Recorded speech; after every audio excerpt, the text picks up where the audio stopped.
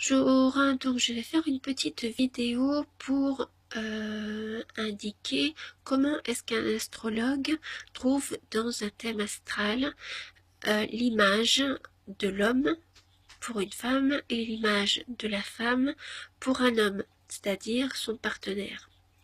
Je vais commencer par une chose dont on n'a peut-être pas conscience. Les planètes que l'on voit, alors ici j'ai mis le thème du jour, du 21 avril à l'heure où je fais la vidéo, donc là c'est le thème actuel, tout simplement c'est pour pouvoir avoir un support avec des planètes et des signes pour pouvoir vous montrer, vous expliquer.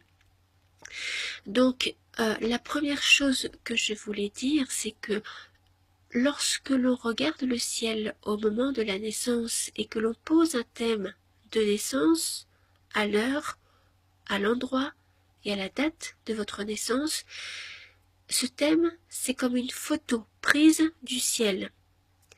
En conséquence, ça veut dire que les planètes que l'on voit de la Terre, ainsi que le Soleil qui est une étoile, les astéroïdes, la Lune qui est un satellite de la Terre et d'autres objets célestes qui ne sont pas considérés comme des planètes, sont à l'intérieur, si vous préférez, sont reflétées à l'intérieur de nous. Bien évidemment, elles sont à l'extérieur, mais un astrologue les voit sur une carte natale et donc ces énergies planétaires se retrouvent à l'intérieur de nous. C'est ainsi que l'extérieur se retrouve en nous. C'est ainsi que tout est dans tout.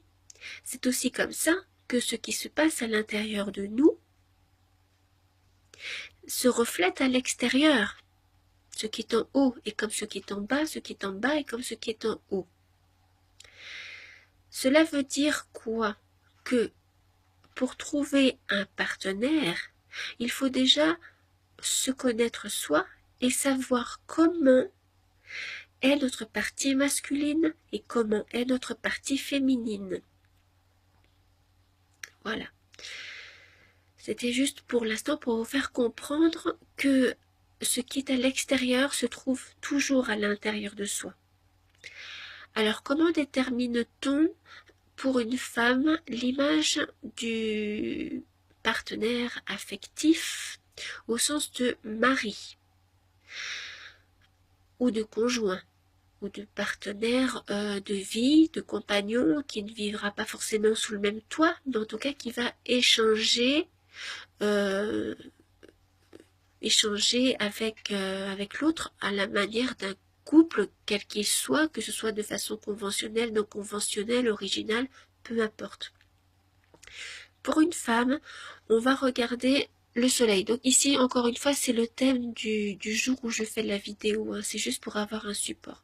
Donc pour une femme, on va regarder la position du soleil, qui est ici. Voilà. Le soleil représente l'image du père, l'image de la partie masculine que la femme porte en elle,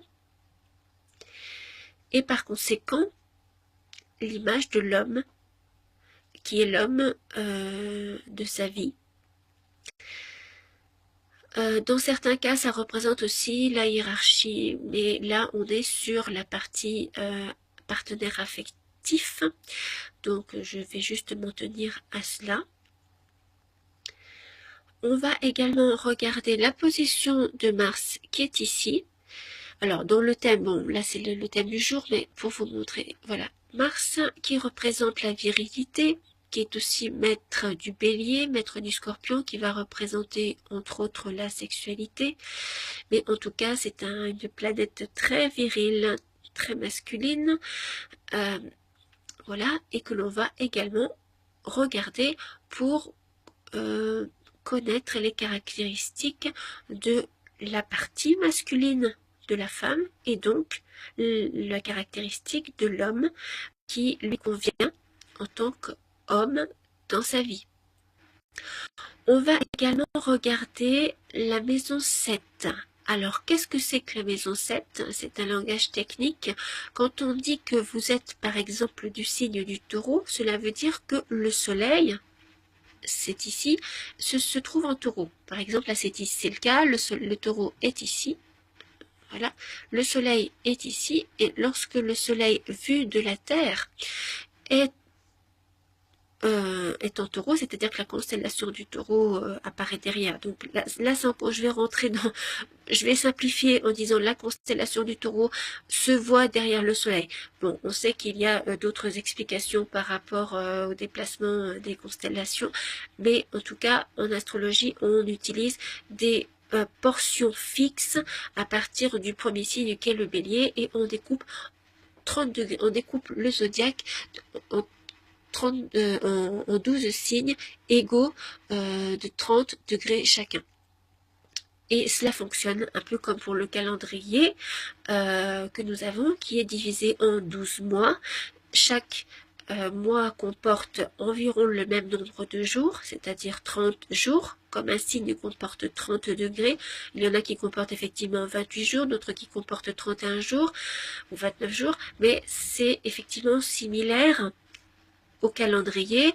De la même façon, lorsque vous avez votre anniversaire, ça veut dire que le soleil a eu le temps de faire tout le tour et de revenir exactement sur sa position de naissance. C'est à ce moment-là le jour de votre anniversaire. Qu'est-ce que je peux dire également? Les changements de saison correspondent à l'entrée du soleil en bélier pour le printemps, en cancer pour l'été, en balance pour l'automne et en capricorne pour l'hiver. Autre chose également, la lune qui est ici se fait son tour vue de la Terre en environ 28 jours. Lorsqu'il y a la pleine lune, on a déjà fait 15 jours. Lorsqu'il y a le premier quartier de lune, donc la lune est ici. Je ne sais pas si vous la voyez en jaune. Voilà, donc la lune est ici. Lorsqu'elle est à son premier quartier, on a fait une semaine. Quand elle est en pleine lune, on a fait 2 semaines depuis la nouvelle lune. Quand elle en est à son quartier décroissant, son troisième quartier, ou son quartier décroissant, on en est à la 3e semaine après la nouvelle lune, et enfin elle revient sur sa position natale qui s'est déplacée de 30 degrés, qui s'est déplacée de 30 degrés, et donc voilà, et donc qui recommence un nouveau cycle. C'est ainsi que la lune va déterminer le rythme mensuel, et que le soleil va déterminer un rythme annuel. Voilà pour l'explication. Je reviens donc à ce que je disais. On va considérer que lorsque vous êtes du signe du taureau, c'est que le soleil était en taureau au moment de votre naissance. On va également considérer l'ascendant. L'ascendant est ici, vous en avez entendu parler. Qu'est-ce que c'est? Il est déterminé à partir de votre heure de naissance, en fonction de votre lieu et de votre heure de naissance, ce qui vient personnaliser votre thème, et ce qui nous permet à nous les astrologues de monter un thème, d'avoir beaucoup plus de détails, et ce qui permet de différencier par exemple deux jumeaux qui sont nés à quelques minutes d'écart. Voilà. Alors l'ascendant, ça représente le jeu, et en face il y a ce qu'on appelle le descendant, qui représente la 7e maison, puisque l'ascendant est la première maison, et de la même façon qu'on a 12 signes, on a 12 secteurs. L'ascendant, c'est en réalité la maison 1. Et donc, on a d'autres maisons qui sont découpées ici. Voilà, vous en avez ici, vous la voyez, une flèche. Il y en a une autre ici. Enfin, elles sont découpées. En tout cas, vous avez la maison 1, la maison 2, la maison 3, la maison 4, la maison 5, la maison 6, ici la maison 7. Donc, quand on est dans la maison 7, on est dans le secteur de l'autre. Plus précisément, le secteur du rapport à l'autre. C'est-à-dire, comment, déjà, à l'intérieur de vous, vous vous comportez entre la partie masculine et la partie féminine. Comment ces deux valeurs intérieures sont en rapport entre elles. Cela va déterminer le rapport que vous allez avoir avec l'autre, parce que cette partie, si vous êtes une femme féminine à l'intérieur de vous, est en rapport avec la partie masculine à l'intérieur de vous d'une certaine façon, et dans la vie, elle va se refléter dans le rapport à cette partie masculine de la même façon qu'elle se manifeste à l'intérieur de vous. Donc on va regarder la maison 7, qui est le secteur ici, en face du secteur du je.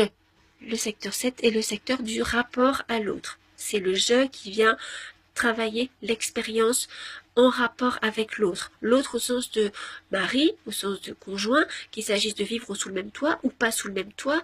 Voilà.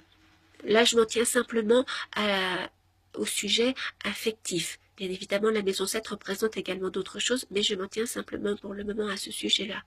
Voilà, pour un homme, que va-t-on regarder?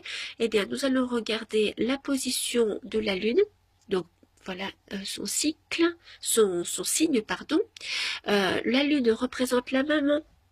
Pour un homme, représente la façon dont il a été materné, représente la mère. On peut avoir des caractéristiques de la mère à travers la position de la lune, à savoir si c'était une femme qui était soumise, si c'était une femme qui était dominante, si c'était une femme qui était absente, si c'était une femme qui l'a bien maternée ou pas. Et à travers cette lune, donc on y a tout simplement l'image de la mère, l'image de sa partie féminine et l'image de la femme qu'il va donc trouver dans sa vie, parce qu'on attire toujours ce que l'on est. Et à partir de l'instant où on a une mère qui était comme ceci, on a une partie féminine qui est comme ceci à l'intérieur de nous, et on va attirer une femme qui va être à l'image de ce que l'on a comme partie féminine, et quelque part à l'image de ce que la mère a été pour nous. S'il y a eu des problèmes avec la mère, il est bien évident qu'on va, si l'on n'a pas réglé ses problèmes avec la mère, retrouver ses problèmes avec la femme. Qui est toujours le reflet de cette partie féminine que l'on a en nous. Également, nous allons regarder Vénus. Donc, par exemple, ici, sur ce thème du 21 avril, Vénus est ici. Donc, on a encore cette image de la femme à travers Vénus qui représente ici plus le plaisir, plus l'amante. Mais peu importe, il s'agit de la femme quand même. Il ne s'agit pas simplement d'avoir une maîtresse. Non, je parle simplement de la femme au sens de la femme d'un point de vue durable.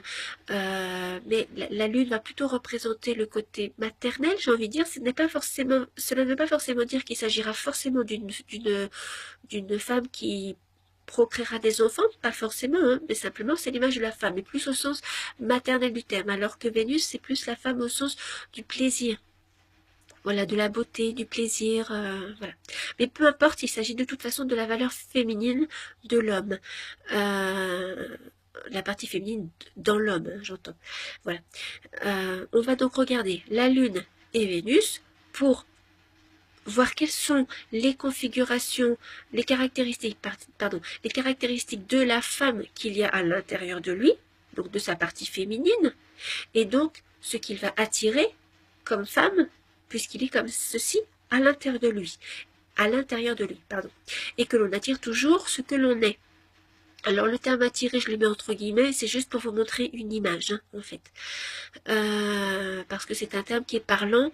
Je ne vais pas rentrer dans des détails sur la façon dont fonctionnent les ondes. En réalité, on est relié par des ondes, mais je ne vais pas rentrer dans ces détails-là. Je vais simplement vous donner l'image du fait qu'on est un peu comme des aimants, si vous voulez, et on attire ce qui est comme nous. De la même façon qu'on attire les événements, hein. Lorsque l'on est par exemple victime d'un accident, eh bien c'est parce que quelque chose à l'intérieur de notre thème, et notre thème, eh bien c'est ce qui se passe à l'intérieur de nous, et le reflet de ce qui se passe tout simplement en nous. Donc on va forcément accuser les événements extérieurs, alors qu'en réalité, on avait déjà ça à l'intérieur de nous.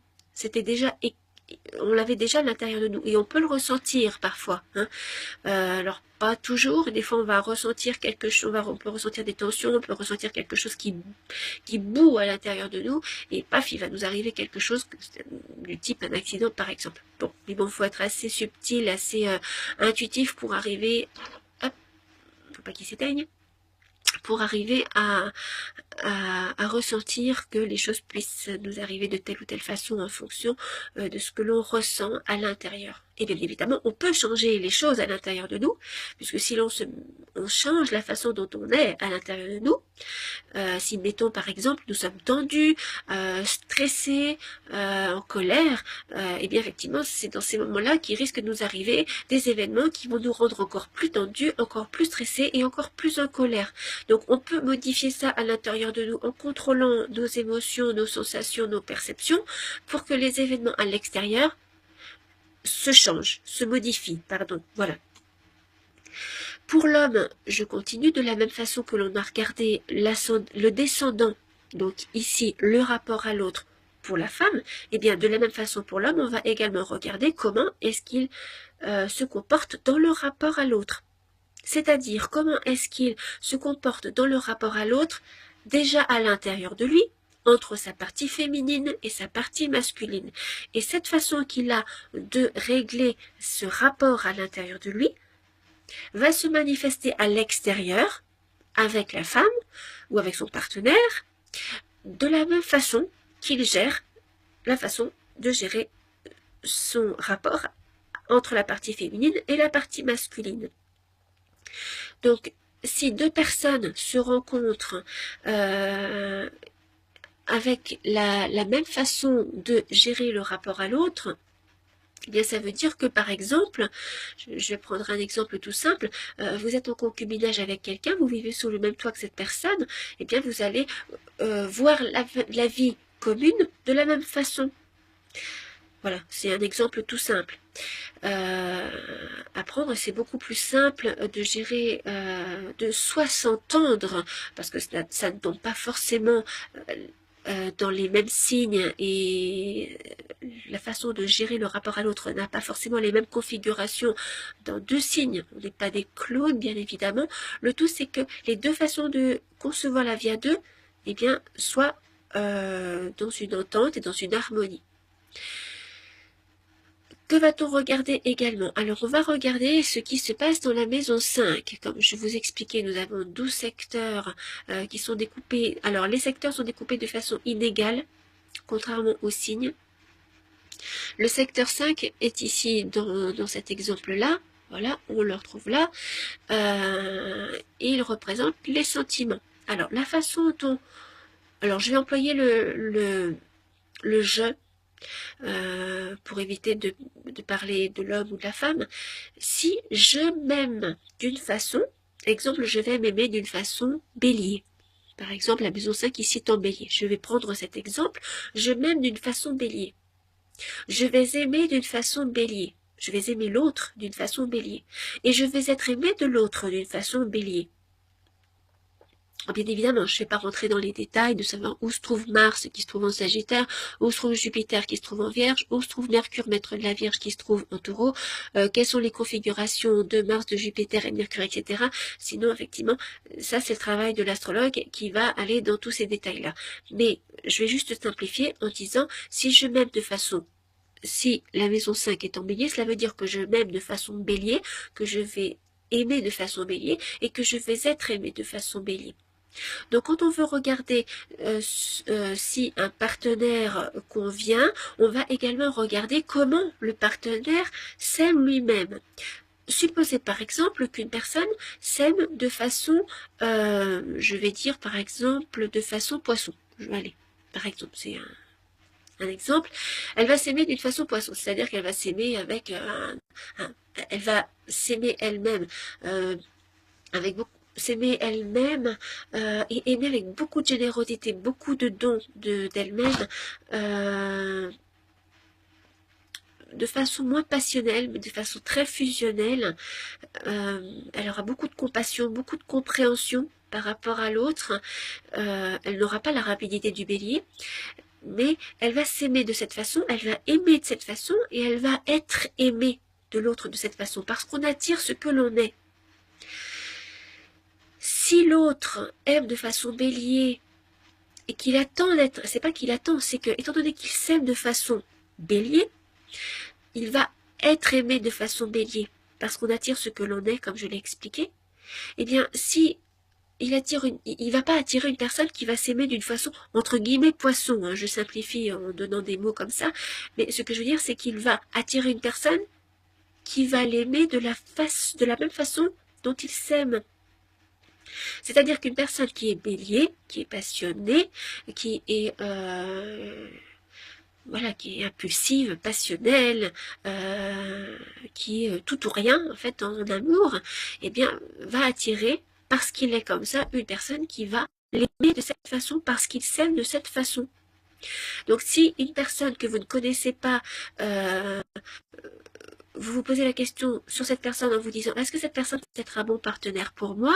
Vous n'allez pas forcément voir au départ comment est-ce que cette personne s'aime. Si on regarde un thème, on voit comment la personne s'aime, et si ça ne correspond pas du tout au bélier qui est votre façon de vous aimer, à un moment donné, il va y avoir un problème parce qu'il va y avoir un décalage dans la façon dont vous allez être aimé et vous aimer l'un l'autre. Et les aspirations ne vont pas correspondre. C'est-à-dire que vous allez vous attendre à être aimé d'une façon bélier, énergique, impulsive, passionnelle, tout ou rien, etc. Et l'autre ne va pas du tout aimer de cette façon parce que c'est pas sa façon de s'aimer lui-même, d'aimer l'autre et d'être aimé. Et vous n'allez pas pouvoir lui donner non plus cet amour qu'il attend, parce qu'il attend un amour qui n'est pas celui que vous pouvez donner. Donc on va aussi regarder cette partie-là pour voir si un partenaire correspond. Voilà, ça ce sont des choses simplifiées déjà. Bien évidemment, quand on rentre dans un thème, on y voit beaucoup plus de choses avec des complexités, des circuits entre les planètes, parce que là je ne vous fais pas, là ça reste un dessin qui semble peut-être simple pour vous, mais en réalité on va regarder le soleil, mettons. Je prends cet exemple, on a le soleil qui se trouve en taureau, on va aller chercher son maître qui est Vénus, Vénus est en bélier, on va aller chercher le maître du bélier qui est Mars, qui est en sagittaire, on va aller chercher le maître par exaltation du bélier qui est soleil, autre maître par exaltation qui est Pluton, on va regarder Mars qui est en sagittaire, qui est le premier, non, excusez-moi, Vénus, voilà, Mars ici, Mars, par exemple, là, on voit qu'il est rétrograde. Donc, qu'est-ce que ça veut dire qu'un Mars rétrograde? Mars est en Sagittaire. On va aller regarder Jupiter qui est en Vierge. On va aller regarder le maître de la Vierge qui est Mercure. On va aussi regarder l'autre maître de la Vierge qui est Chiron, qui est Cérès. On va aller regarder Mercure. Qu'est-ce qui se passe au niveau de Mercure? Mercure est en Taureau. On va aller chercher le maître du Taureau qui est Vénus. Son maître par exaltation qui est la Lune. On va aussi chercher les maîtres des maisons. Le maître de la maison, ici, c'est la maison 6. Le maître de la maison 6 qui est Mercure, qui est Cérès, qui est Chiron, il y en a plusieurs. On va aller regarder où est-ce qu'ils sont, dans quel signe, quels sont leurs maîtres, quels sont leurs gouverneurs, et comment est-ce que tout ça est impliqué l'un dans l'autre, parce que comme vous pouvez le constater dans le dessin, vous voyez qu'il y a des dessins en rouge, en bleu, pour indiquer des aspects majeurs, des aspects mineurs, des aspects harmonieux ou disharmonieux. Donc tout ça, c'est vraiment un schéma plus complexe à étudier quand on fait un thème astral qui est personnalisé, qui n'est pas simplement basé sur le fait que vous soyez poisson, bélier, taureau, gémeaux, cancer, lion, etc. C'est beaucoup plus personnalisé que ça, et effectivement, c'est à l'astrologue de jongler entre toutes ces choses qui ne sont pas écrites dans les livres, parce que dans les livres, nous allons avoir effectivement l'explication de Neptune, d'Uranus, de Vénus, du Soleil, du Mercure, mais on va pas avoir l'explication de toutes les interprétations possibles, parce que chaque personne est unique et chacun n'est pas écrit dans un livre. Monsieur Untel n'a pas son thème qui est écrit dans un livre. C'est à l'astrologue de faire l'interprétation et de joindre toutes ces choses en joignant ses connaissances à l'interprétation. Et il y a plusieurs choses à joindre, savoir des gouverneurs de signes, des gouverneurs de maisons, des planètes qui se trouvent dans d'autres signes, qui sont gérées par telle planète, qui se trouve en telle maison, conjointe à tel aspect, qui est en aspect de ceci, en aspect de cette autre planète, qui a sa planète qui se trouve ici, etc. Donc il faut vraiment faire un ensemble, et c'est vrai que c'est l'ensemble du thème, je dirais, qui est très intéressant, un peu comme un médecin généraliste va regarder l'ensemble d'un corps. Alors, je ne vais pas forcément dire les médecins généralistes, un médecin généraliste qui vous prendrait juste 20 minutes pour regarder vos symptômes. Non, c'est pas ça. C'est, j'ai envie de dire, un médecin généraliste qui va regarder l'ensemble du corps pour voir ce qui s'y passe et faire la relation entre tout ça. Donc, effectivement, là, je vous expliquais que pour une femme, on regardait le soleil, Mars, la maison 7, la maison 5, que pour un homme, on regarde la lune, Vénus, la maison 7, la maison 5, mais on va également regarder les aspects, comme je viens de vous le montrer, les gouverneurs de signes, les gouverneurs de maison, les maîtres par exaltation, les aspects, etc. Et puis bien évidemment, quand est-ce que les choses sont susceptibles de se passer en fonction des transits majeurs pour déterminer des événements qui sont importants. C'est-à-dire, on va utiliser les planètes considérées comme lentes. Voilà, savoir Pluton, Neptune principalement, et puis cela dépend des thèmes. Après, ça peut être Uranus. Bon, voilà. Mais les aspects très importants sont plutôt liés à Pluton, Neptune, Uranus également. Saturne reste environ 2 ans à peu près dans un signe, donc ça dépend. Il y a des aspects qui sont beaucoup plus importants, des des transits, c'est-à-dire des rentrées de planètes dans des signes ou des maisons qui sont notables, et c'est le cas lorsque Pluton ou Neptune rentre dans un signe ou dans une maison, c'est là qu'on y voit des aspects qui sont très importants. Voilà, donc j'espère que j'aurai éclairci un petit peu les choses par rapport à la façon dont on traite un thème. Je ne sais pas si c'est ce à quoi vous vous attendiez, ou si vous pensiez que c'était aussi compliqué que cela. C'est plus compliqué que ce que l'on pense. C'est personnalisé, ça peut aller très loin, on peut y passer des heures à étudier un thème. C'est vrai que moi quand je fais un thème en général, je dis que j'y passe 1 heure et demie parce que je décortique et que je ne fais pas les choses en surface, je vais en profondeur. C'est vrai qu'1 heure et demie c'est très court pour faire un thème, on ne peut pas résoudre des questions d'ordre existentiel, de l'ordre d'une vie en l'espace d'1 heure et demie. Souvent j'y passe plus qu'1 heure et demie, tout simplement parce que j'ai envie d'aller plus loin et de ne pas laisser la personne sur sa faim, et je n'ai pas non plus envie moi de me laisser sur ma faim, parce que quand j'ai envie d'aller jusqu'à un certain point pour dire voilà j'ai terminé de faire le thème, j'ai terminé de faire ce que j'avais envie de faire, à ce moment-là, je me dis, bon, c'est bon, j'ai fait le tour, je peux me répéter plusieurs fois, je fais le tour, mais en tout cas, je vais jusqu'au bout. Donc, c'est vrai que j'y passe généralement 1 heure et demie, mais parfois plus qu'1 heure et demie, ça peut être 2 heures, ça peut être 3 heures, je peux le faire en 2 temps. Mais généralement, je le fais avec la personne avec moi, avec la personne, je veux dire, à l'autre bout, alors que ce soit au bout du fil ou que ce soit, généralement, c'est plutôt au bout du fil parce que c'est plus facile le débit de parole me permet d'en dire davantage. Ça peut aussi bien se passer sur un échange comme par exemple sur Facebook. Avant je pratiquais l'astrologie par écrit, c'est-à-dire que je faisais un thème toute seule de mon côté, j'étudiais un thème, je mettais des heures à le faire, mettons 10 heures à le faire, et après bon bah les personnes lisaient effectivement le thème, ce que j'avais écrit, et elles retenaient ce qu'elles avaient envie de retenir. Donc moi je considère que quand je fais un thème, je m'applique, c'est moi qui fais le travail, je deviens parfois rouge de réflexion et de concentration, je m'implique dans ce que je fais, et effectivement ce qui m'apporte pour moi, c'est que cela parle à la personne qui est en face, alors que ce soit au bout du fil ou que ce soit via Facebook par exemple, hein. Mais ce qui m'importe moi, c'est que ça parle à la personne et que j'ai pu aider la personne de l'autre côté, que ça lui ait parlé, qu'elle s'est dit là il y a eu quelque chose, il y a eu un déclic, il y a eu un tilt, ça m'a parlé, ça a fait quelque chose et je me comprends mieux, voilà, et que la personne se sente aidée.